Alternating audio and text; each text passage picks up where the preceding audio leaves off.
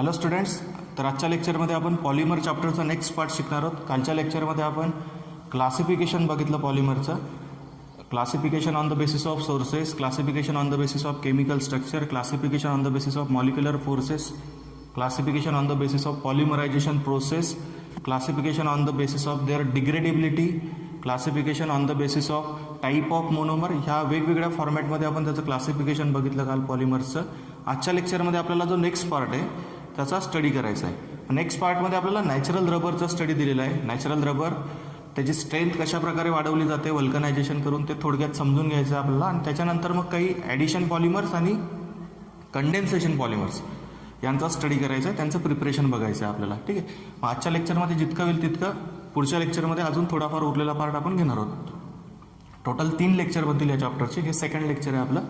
त्याच्यामध्ये आपण सुरुवात करतोय नॅचरल रबरला. नॅचरल रबरचा थोडाफार स्टडी करायचा आहे आपल्याला. What is natural rubber? It is high molecular mass. It is high molecular mass linear polymer of isoprene. तर आयसोप्रीन म्हणजे काय ते पण आपल्याला थोड्या वेळात कळणार आहे. आता हा त्याचं मोनोमरचं नाव आहे आयसोप्रीन. त्याच्या मोनोमरचं नाव आयसोप्रीन आहे. मग आयसोप्रीन म्हणजे नेमकं काय, तर त्याचा IUPAC नेम असतं 2-मिथिल 1,3-ब्युटॅडाईन. 2-मिथिल 1,3-ब्युटॅडाईन. ओके, हे त्याच्या मोनोमरचं नाव आहे, IUPAC नेम. ब्युटॅडाईन इथं पुन्हा एकदा लिहितो व्यवस्थित. It is a polymer of isoprene that is two methyl one three butadiene. त्याच्या मोनोमरचं स्ट्रक्चर मी तुम्हाला आधी काढून दाखवतो बघा. त्याचा जो मोनोमर असतो सिम्पली त्याचं स्ट्रक्चर असं ड्रॉ करू आपण. CH2 double bond CCH3 single bond CH double bond CH2 two methyl one three butadiene. Okay, isoprene म्हणतो आपण याला. आणि त्याचा जो पॉलिमर फॉर्म होतो या आयसोप्रीनपासून त्याचं स्ट्रक्चर सुद्धा मी तुम्हाला दाखवतो बघा करून. CH3CH2 हे बॅक साईडला N नंबर ऑफ युनिट जोडलेले असतील CH2च्या मागे. पुढे डबल बॉन्ड CH2. ओके, हे एक युनिट झालं. पुढचं युनिट कसं जोडणार आपण त्याला, तर सीस फॉर्मॅटमध्ये जोडावं लागतं ते, कारण हा सीस आयसोमर असतो. It is a cis isomer of isoprene. It is cis poly isoprene. जो तुमचा नॅचरल रबर आहे त्याला काय म्हणतो आपण, सीस पॉली आयसोप्रीन म्हणतो, कारण आयसोप्रीनचे N युनिट एकत्र येऊन तो तयार होतो, म्हणून पॉली आयसोप्रीन. आणि त्याच्यामध्ये जे कन्फिगरेशन असतं ते असतं सीस कन्फिगरेशन. त्याच्यामुळे सीस कन्फिगरेशनमध्ये हे एकमेकांना जोडलेले असतात.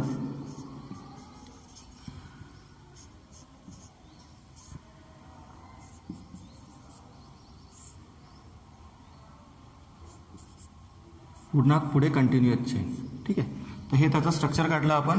पुढे तुमचे N नंबर ऑफ युनिट जोडलेले असतील. इथे तुम्ही स्क्वेअर ब्रॅकेट टाकून N सुद्धा लिहू शकले असतात, पण आपण तसं केलं नाही. आपण ही झिगझॅग लाईन दाखवली म्हणजे ही चेन पुढे काय असेल, कंटिन्यू असेल. असे N नंबर ऑफ आयसोप्रीन मॉलिक्युल्स एकमेकांना काय झालेले असतील, जोडले गेलेले असतील bye addition पॉलिमरायझेशन.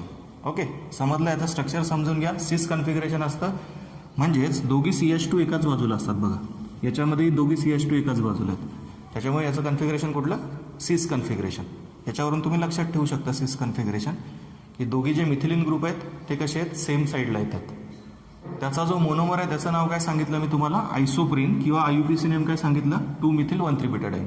It is a linear polymer of isoprene and has coiled structure. याचं स्ट्रक्चर कॉइल्ड फॉर्ममध्ये असतं. कॉइल्ड फॉर्ममध्ये याचं स्ट्रक्चर असतं. ठीक आहे. पुढे आपण आता जी काही प्रोसेस अप्लाय केली जाते नॅचरल रबरची स्ट्रेंथ वाढवण्यासाठी तिचा स्टडी करू. थोडक्यात समजून घेऊ. आपल्याला काही रिॲक्शन वगैरे बघायची नाही या ठिकाणी. थेरॉटिकली मी तुम्हाला ती माहिती सांगणार आहे फक्त, की नेमकं वल्कनायझेशन म्हणजे काय. ओके, मग हा जो नॅचरल रबर आहे याची स्ट्रेंथ वाढवण्यासाठी याचं काय केलं जातं, वल्कनायझेशन केलं जातं. What is vulcanization? See students,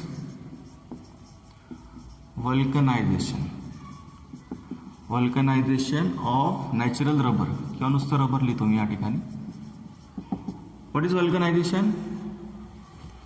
To improve physical properties of natural rubber, the process vulcanization is carried out to improve tensile strength, hardness and elasticity of natural rubber. म्हणजे त्याचे टफनेस वाढवण्यासाठी, त्याच्यातली इलास्टिसिटी वाढवण्यासाठी, त्याच्यानंतर त्याची tensile strength वाढवण्यासाठी, म्हणजे जास्तीत जास्त त्यांनी जे काही मास आहे ते कॅरी केलं पाहिजे, त्याला आपण म्हणतो टेन्साईल स्ट्रेंथ. म्हणजे एका प्रकारे त्याच्यामध्ये काय, त्याची स्ट्रेंथ वाढवण्यासाठी काय करतो आपण, व्हल्कनायझेशन करतो नॅचरल रबरचं. मग एक लक्षात घ्या, हे व्हल्कनायझेशन नेमकं कसं केलं जातं ते आपल्याला आता बघायचं आहे. This vulcanization is carried out by heating raw rubber with sulphur in presence of zinc butyl xanthate as a accelerator. म्हणजे ॲज अ कॅटलिस्ट म्हणून याचा यूज केला जातो झिंक ब्युटिल झॅन्थेटचा. As a percentage of sulphur increases, toughness of that rubber also increases. When percentage of sulphur is about 40 to 45%, जेव्हा तुम्ही 40 to 45% पर्यंत sulphur add कराल व्हल्कनायझेशन प्रोसेसमध्ये, त्यावेळेस जे काही मटेरियल तयार होतं, नॉन इलास्टिक मटेरियल तयार होतं, त्याला आपण इबोनाईट म्हणतो. काय म्हणतो त्याला आपण, इबोनाईट. जेव्हा तुम्ही व्हल्कनायझेशन करत असता, व्हल्कनायझेशनमध्ये समजा तुम्ही सल्फरचं पर्सेंटेज 40 to 45% इतकं ॲड केलं, तर जे काही नॉन इलास्टिक मटेरियल तयार होतं नॅचरल रबरपासून, त्याला म्हटलं आता इबोनाईट. ओके, तर हे झालं व्हल्कनायझेशन. व्हल्कनाइज्ड रबर आपण वेगवेगळ्या गोष्टींसाठी वापरतो. बघा, रबरच्या सुद्धा वेगवेगळ्या क्वालिटी असतात. ज्या काही आपण व्हेकल्स वापरतो, सायकल वापरता, बायसिकल, ज्या काही तुम्ही वेगवेगळ्या प्रकारच्या व्हेकल्स वापरता, साधी 2 व्हीलर असेल, 4 व्हीलर असेल, ट्रक असेल, क्रेन असेल, प्रत्येकाचं जे काही टायर असतं त्या टायरचं रबर वेगवेगळं असतं. प्रत्येक टायरची, त्या रबरची क्वालिटी वेगवेगळी असते. ओके, मग ते सगळी जी क्वालिटी ती कशावरती डिपेंड करते, तर अमाऊंट ऑफ सल्फरवरती. जितकं जास्त सल्फर असेल तितकी जास्त स्ट्रेंथ असते त्या रबरची. ओके, आणि ती स्ट्रेंथ वाढवण्यासाठीच आपण कुठली प्रोसेस कॅरी करतो नॅचरल रबरसोबत, व्हल्कनायझेशन. समज. आता आपण नेक्स्ट काही जे काही ॲडिशन पॉलिमर्स आहेत आणि कंडेन्सेशन पॉलिमर्स आहेत त्यांचे एक्झाम्पल बघणार आहोत. सुरुवातीला आपण क्लासिफिकेशनमध्ये सुद्धा काही एक्झाम्पल बघितले, त्या पॉलिमरचं प्रिपरेशन बघितलेलं आहे. आता अजून त्याच्यातले जे काही उरलेले असतील किंवा त्याच्यामध्ये जे काही राहिलेले टॉपिक आहेत आपले, ते आपण आता डिस्कस करणार आहोत एक्झाम्पल पॉलिमर्सचे. ओके, तर बघा, सगळ्यात आधी आपण आता ॲडिशन पॉलिमर्सला सुरुवात करतोय. ॲडिशन पॉलिमर्समध्ये 3-4 एक्झाम्पल बघायचे आहेत आणि मग त्याच्यानंतर कंडेन्सेशन पॉलिमर्सला सुरुवात करू आपण. आज जितकं होईल तितकं आणि बाकीचं नेक्स्ट लेक्चरमध्ये घेऊ. ठीक आहे, तर बघा स्टुडंट्स, आपण आता बघतोय एक्झाम्पल्स ऑफ ॲडिशन पॉलिमर्स. हे जे ॲडिशन पॉलिमरायझेशन मेथड आपण बघितली कालच्या दिवशी, मेकॅनिझम बघितलं, फ्री रॅडिकल मेकॅनिझमने हे ॲडिशन पॉलिमर्स तयार होतात by using certain catalyst. Okay, तर त्याचे जे काही एक्झाम्पल आहेत ते आपण आता डिटेलमध्ये बघणार आहोत. थोडक्यात जे काही एक्झाम्पल आपले थोडेफार बाकी होते किंवा झालेले होते ते काही थोडेफार रिपीटसुद्धा होतील आपले. आता तेवढीच रिव्हिजनसुद्धा होईल तुमची. ठीक आहे, मग ॲडिशन पॉलिमर्समध्ये सगळ्यात महत्त्वाचं आणि पहिलं उदाहरण तुम्ही ऐकलं होतं, पॉलिइथिलीन. तेच एकदा पुन्हा आपण इथे बघणार आहोत, कारण पॉलिथिनमध्ये 2 टाईप असतात. पॉलिइथिलीन, त्याचे 2 प्रकार असतात आपल्याला माहिती आहे. एक असतो लो डेन्सिटी पॉलिइथिलीन आणि एक असतो हाय डेन्सिटी पॉलिइथिलीन. ओके, तर it is most commonly used thermoplastic polymer. Thermoplastic कॅटेगरीत येणारा हा सगळ्यात पॉप्युलर असा पॉलिमर आहे polyethylene. It has 2 types. First type is low density पॉलिइथिलीन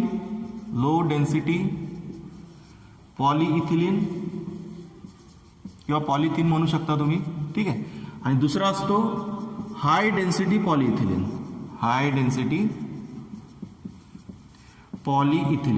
मग याच्या ज्या काही प्रिपरेशन मेथड्स आहेत, म्हणजे यांचं प्रिपरेशन करताना जो काही डिफरन्स आहे, याचं प्रिपरेशन करण्यासाठी जी काही मेथड यूज केली जाते ती आपण आता बघणार आहोत. कारण दोघींची प्रिपरेशन मेथड डिफरंट आहे.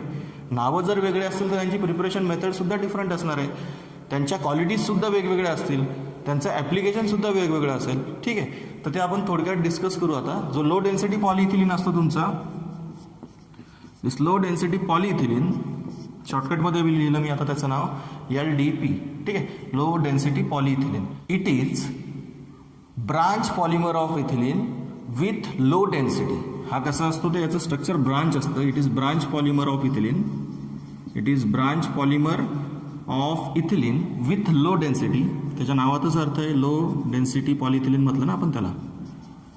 And it is obtain by polymerisation of ethylene under high pressure. It is obtain bye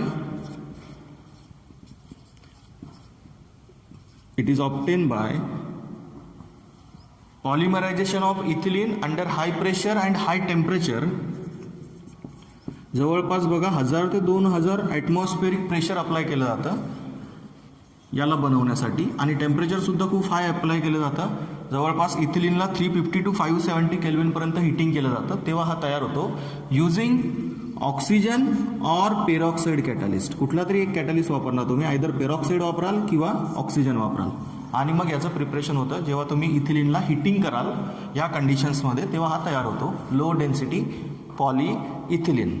okay, it is poor conductor of electricity and it is chemically inert, tough and has elasticity, high elasticity and it is obtained by free radical mechanism. हा कोणत्या मेकॅनिझमने तयार होतो? तर free radical मेकॅनिझमने तयार होतो. Chemically inert असतो and it is poor conductor of electricity. तर ह्या त्याच्या काही प्रॉपर्टीज आहेत त्या आपल्याला लक्षात ठेवायच्या. त्याची रिॲक्शन सुद्धा आपण लिहू आणि रिॲक्शन थ्रू सुद्धा त्या कंडिशन्स कशा मेन्शन करायच्या आता मी तुम्हाला सांगतो. n molecules of ethylene when added into each other in presence of oxygen catalyst or peroxide catalyst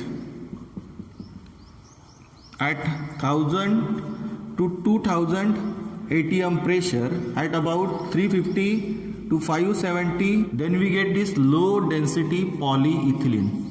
okay, हा केव्हा तयार होतो, कसा तयार होतो आपण बघितलं. त्याच्या प्रॉपर्टी आपण इथे डिस्कस केल्या. It is use for preparation of cables, electric cables, जे काही इन्सुलेटिंग मटेरियल असतं केबलसाठी, वायरिंगसाठी, त्या इन्सुलेटिंग मटेरियलला बनवण्यासाठी या LDBचा यूज केलेला असतो. कंटेनर बनवण्यासाठी, बकेट्स बनवण्यासाठी, त्यानंतर पाईप बनवण्यासाठी सुद्धा यांचा यूज केलेला असतो. Use for preparation of pipes, insulating cables,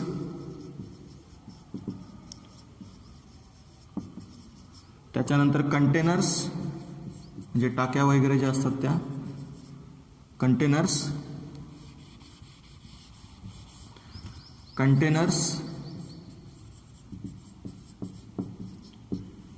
त्याच्यानंतर बकेट्स, बॉटल्स. तर अशा या वस्तू बनवण्यासाठी काय केलं जातं, लो डेन्सिटी पॉलिइथिलीनचा यूज केलेला असतो. त्याच्यानंतर आपण आता याच्या अपोजिट जो दुसरा पॉलिमर आहे, दुसरा जो टाईप आहे पॉलिइथिनचा त्याच्याबद्दल डिस्कशन करू. तो असतो हाय डेन्सिटी पॉलिइथिलीन. ही जी काही आपण प्रिपरेशन मेथड बघितली, त्याच्या प्रॉपर्टी बघितल्या, त्याच्यानंतर त्याचे युजेस बघितले, हे सगळं कोणासाठी होतं तर LDP साठी होतं, लो डेन्सिटी पॉलिइथिलीनसाठी होतं. आता आपल्याला बघायचं आहे हाय डेन्सिटी पॉलिइथिलीनचं प्रिपरेशन कसं केलं जातं. बघा, तर एक्झॅक्टली थोड्याफार कंडिशन्स अपोजिट आहेत प्रिपरेशनच्या सुद्धा, त्या आपण आता इथे डिस्कस करू. This high density polyethylene is linear polymer. It is linear polymer of ethylene with high density. High density असते या प्लॅस्टिकची आणि तो कसा असतो तर लिनियर स्ट्रक्चर असतं त्याचं, त्या पॉलिमरचं. It is obtain by polymerisation of ethylene in presence of Ziegler Natta catalyst. हा कॅटलिस्ट वापरून त्याचं प्रिपरेशन केलं जातं. जसं आपण LDPच्या प्रिपरेशनसाठी ऑक्सिजन कॅटलिस्ट किंवा पेरॉक्साईड कॅटलिस्ट वापरतो, तसे याच्या प्रिपरेशनसाठी कुठला कॅटलिस्ट वापरतात तर झिग्लर नाटा कॅटलिस्ट वापरतात. त्याचं फॉर्म्युला सुद्धा मी तुम्हाला सांगतो. Ziegler Natta catalyst at about 333 to 343 kelvin temperature and under 6 to 7 atmospheric pressure. बघा प्रेशर इथं किती कमी आहे, टेम्परेचर सुद्धा तुमचं मागच्यापेक्षा कमी आहे LDP पेक्षा. त्याच्यानंतर तिथे कॅटलिस्ट वेगळा होता, इथे कॅटलिस्ट सुद्धा डिफरंट आहे तुमचा. म्हणजे जरी तुम्हाला या दोघांमध्ये डिस्टिंग्विशिंग पॉईंट्स विचारले, लो डेन्सिटी पॉलिइथिलीन आणि हाय डेन्सिटी पॉलिइथिलीन, तरी तुम्ही बऱ्यापैकी डिस्टिंग्विशिंग पॉईंट्स लिहू शकता. बाकी बनवताना इथिलीनपासूनच त्यालाही बनवलं जात होतं, यालाही बनवलं जातं. HDP सुद्धा इथिलीनपासूनच बनतो. फक्त ज्या काही प्रिपरेशन मेथडमधले जे काही डिफरन्सेस आहेत ते आपल्याला आपण इथे मेन्शन करून घेतले. ठीक आहे, टेम्परेचर, प्रेशर, कॅटलिस्ट, त्याचा तो जो होता तो ब्रांच पॉलिमर होता, हा कसा असतो लिनियर असतो HDP. ठीक आहे, लो डेन्सिटी कसा होता ब्रांच पॉलिमर होता इथिलीनचा. या कंडिशन्स सुद्धा डिफरंट आहेत. बघा या ठिकाणी कंडिशन्स 6 to 7 ॲटमॉस्फेरिक प्रेशर लागतं तुम्हाला HDPला बनवायला. टेम्परेचर किती लागतं 333 to 343 केल्विन टेम्परेचर लागतं फक्त. आणि कॅटलिस्ट कुठला यूज केला जातो तर झिग्लर नाटा कॅटलिस्ट. त्याचा जो फॉर्म्युला आहे तो मी तुम्हाला ते इथेच लिहून दाखवतो कारण आपल्याला या साईडला जागा नाही आहे. झिग्लर नाटा कॅटलिस्टचा फॉर्म्युला असतो स्टुडंट्स AlC2H5 3 टाइम्स, म्हणजे ट्राय इथिल ॲल्युमिनियम कॉम्प्लेक्स असतो हा. आणि त्याच्यासोबत असतो तुमचा टिटॅनियम टेट्रा क्लोराईड. कॉम्प्लेक्स असतो हा टिटॅनियम टेट्रा क्लोराईड आणि ट्राय इथिल ॲल्युमिनियमचा. ओके. ॲज अ कॅटलिस्ट म्हणून आपण HDPच्या प्रिपरेशनमध्ये याचा यूज करतो. कॅटलिस्ट म्हणजे काय तुम्हाला सर्वांना माहिती आहे. Catalyst is a substance which do not take part in reaction, only enhance the rate of reaction. बरोबर. तो रिॲक्शनमध्ये पार्टिसिपेट करत नाही, फक्त रिॲक्शनचं स्पीड काय करतो, वाढवतो. तुम्हाला जे काही यील्ड भेटतं ते जास्त प्रमाणात भेटतं. ओके. तर अशा प्रकारे आपण हा पहिला ॲडिशन पॉलिमर आता डिस्कस केला, इथिलीन. त्याच्यामधले दोघांमधले डिस्टिंग्विशिंग पॉईंट्स आपण डिस्कस केले. पॉलिथिन नंतर सेकंड ॲडिशन पॉलिमर बघणार आहोत आपण आता, पॉलीटेट्राफ्लोरोइथिलीन, दॅट इज टेफ्लॉन. टेफ्लॉनचा बघा आपल्याला स्टडी करायचा आहे आता. दुसरा ॲडिशन पॉलिमर बघतोय आपण आता, टेफ्लॉन. टेफ्लॉन म्हणजे पॉलीटेट्राफ्लोरोइथिलीन. ओके.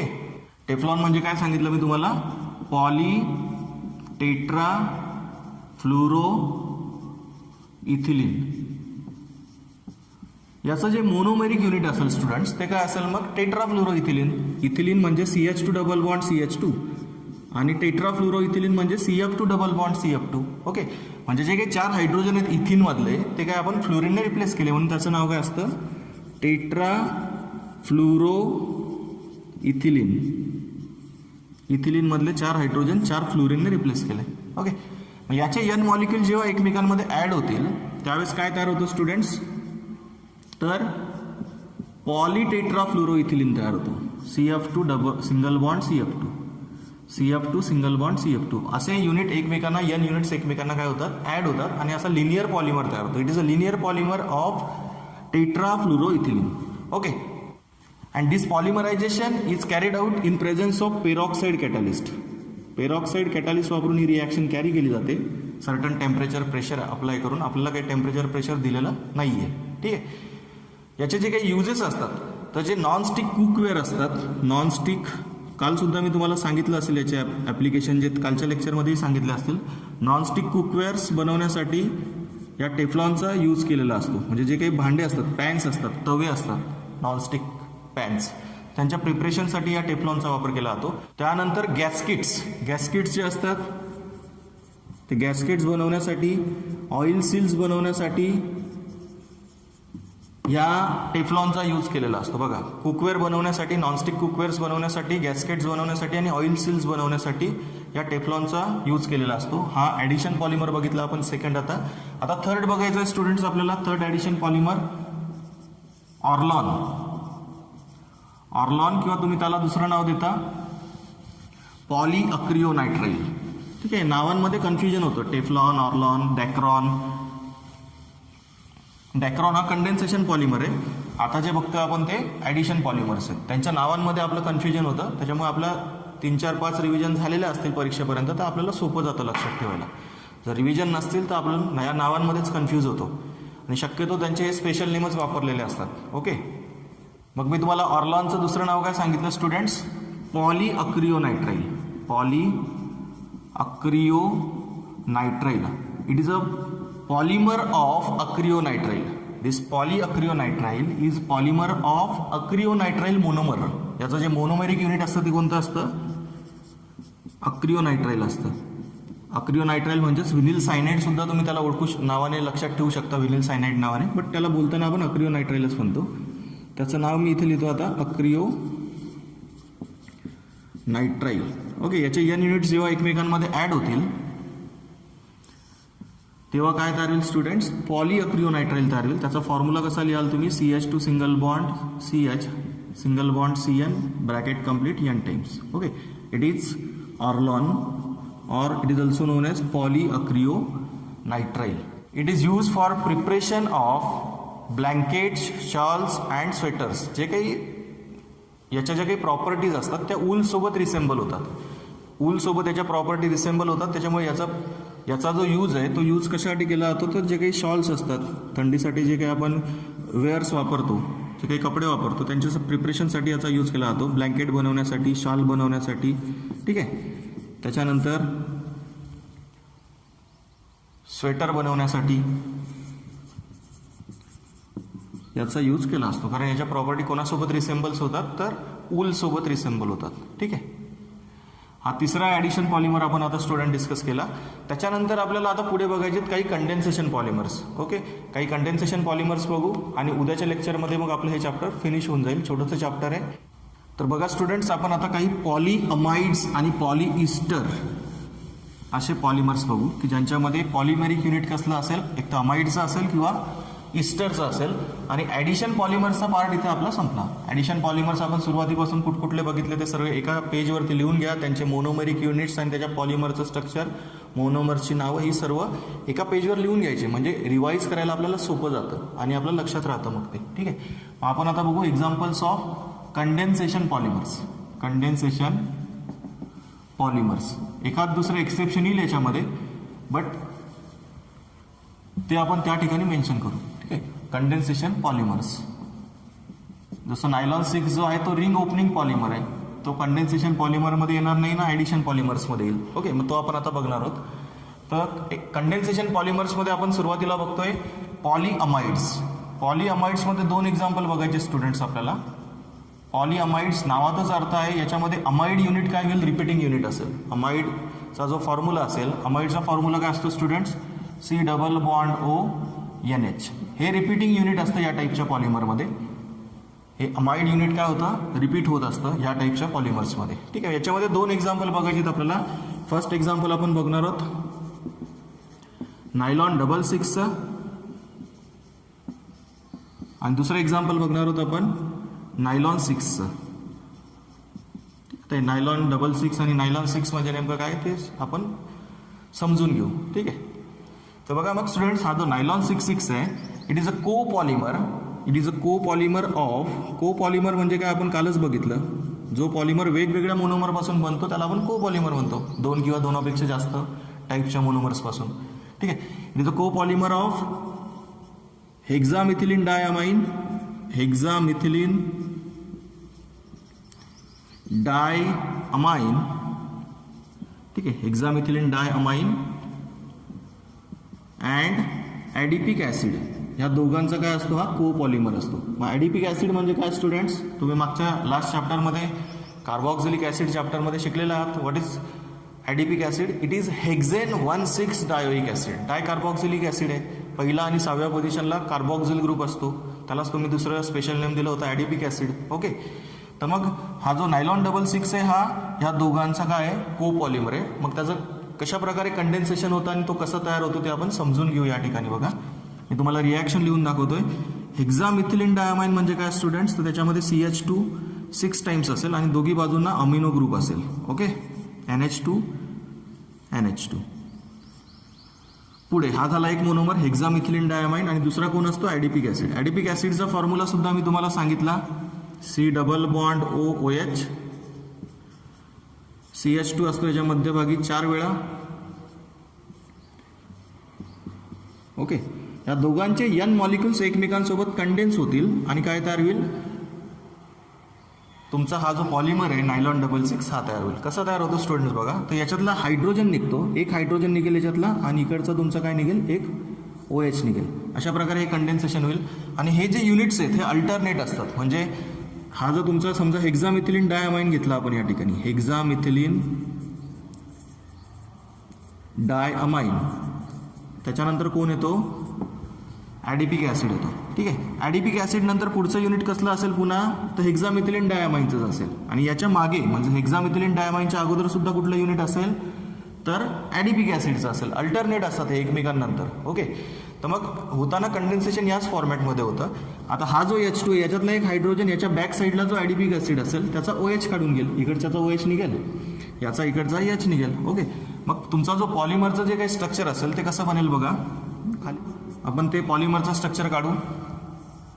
NH, याच्यातला एक हायड्रोजन निघेल ना, याच्या अगोदरचा जो ॲडिपिक ॲसिड असेल त्याचा OH आणि याचा H निघून जाईल. मग इथे एकच H शिल्लक राहील नायट्रोजनसोबत. पुढे CH2 6 times, CH2 6 times. Okay, त्याच्यानंतर पुन्हा NH, त्याच्या पुढे याच्यातला OH निघून जाणार या H सोबत, म्हणजे -H2 होतो इथे ना, -N number of H2, NH2 molecules बाहेर निघून जातील, -NH2 मॉलिक्युल्स. NH नंतर मग काय डायरेक्टली COO CH2 4 टाइम्स, त्याच्या पुढे पुन्हा C double bond O bracket complete N times. हा झाला तुमचा नायलॉन 66. कसं तयार झाला समजलं स्टुडंट्स तुम्हाला? N number of H2 molecule condense होतील ह्या दोघांमधून, ॲडिपिक ॲसिड आणि हेक्झामिथिलीन डायमाइनमधून, आणि ते एकमेकांना जोडले जातील. याचं जे काही रिपीटिंग युनिट असेल ते रिपीटिंग युनिट कोणतं असतं स्टुडंट बघा. तर हे जे काही मध्यभागी दिसतंय तुम्हाला C double bond O NH दिसतंय, ठीक आहे. वरचा H2 थोडं वरती लिहितो. हे रिपीटिंग युनिट असतं याच्यामध्ये अमाइड्सचं, म्हणून यांना आपण पॉली अमाइड्स म्हणतो. काय म्हणतो? Poly amides. समजलं तुम्हाला याचं प्रिपरेशन? नायलॉन 66चं it is a co polymer of hexamethylene diamine and adipic acid. पुढचा जो पॉलिअमाइड आपल्याला बघायचा आहे आता तो रिंग ओपनिंग पॉलिमर आहे. रिंग ओपनिंग पॉलिमर आहे. हा कंडेन्सेशन पॉलिमर होता. याच्यामध्ये कंडेन्सेशन झालं, वॉटर मॉलिक्यूल बाहेर निघाला होता, N मॉलिक्युल्स ऑफ वॉटर बाहेर पडले होते. सेकंड जे पॉलिअमाइडचं एक्झाम्पल आपण बघतोय ते बघणार आहोत आपण नायलॉन 66चं. नायलॉन 66चं आपण आता बघितलं. पुढे बघणार आहोत आपण आता नायलॉन 6चं प्रिपरेशन. ऑलरेडी आपण कालच्या दिवशी बघितलेलं आहे रिंग ओपनिंग पॉलिमरायझेशनमध्ये त्याचं प्रिपरेशन. आता पुन्हा एकदा बघू. तर नायलॉन 6 बनवण्यासाठी आपण घेतो स्टार्टिंग मटेरियल कोणाचं घेतो तर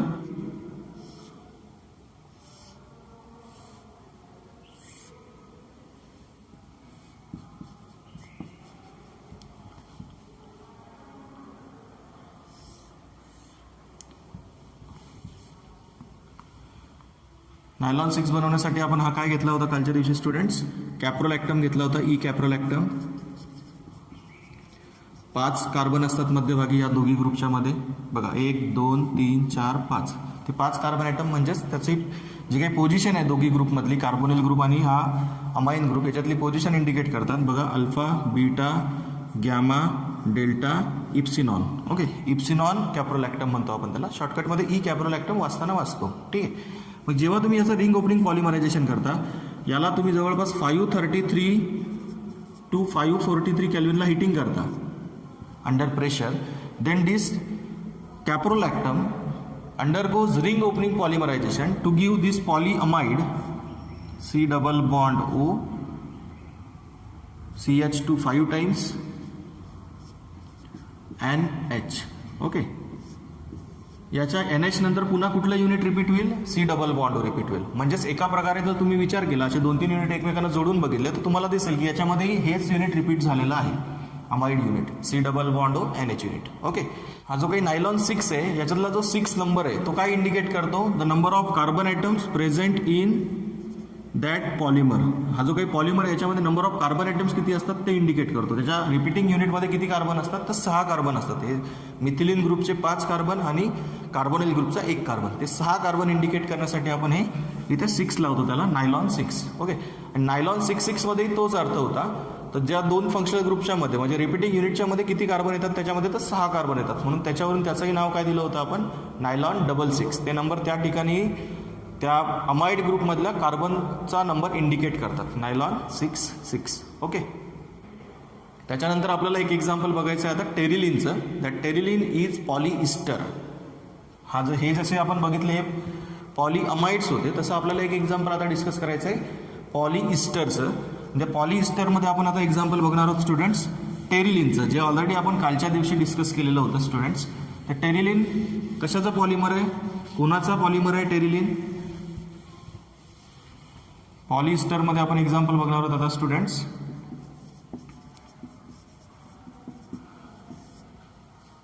टेरिलिनचं, जे ऑलरेडी आपण कालच्या दिवशी डिस्कस केलं होतं. Okay, Terylene is polymer of polymer of terephthalic acid.